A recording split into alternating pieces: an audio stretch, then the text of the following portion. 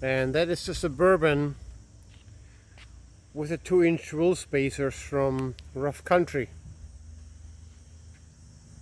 So it looks so much better, I'm thinking.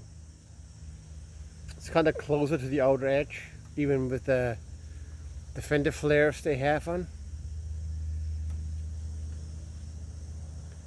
I wasn't sure if I put them back on or not, but that's fine.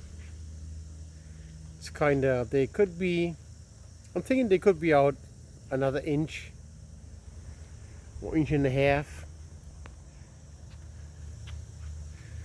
But it's not too bad, you know, it's fine, I guess.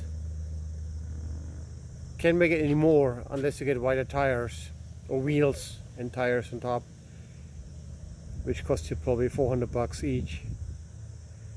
And I'm not that kind of guy.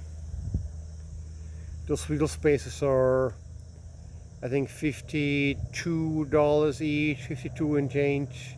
It's like $100 something each, a set. So I got two, obviously. It looks alright. What do you think? Not too bad.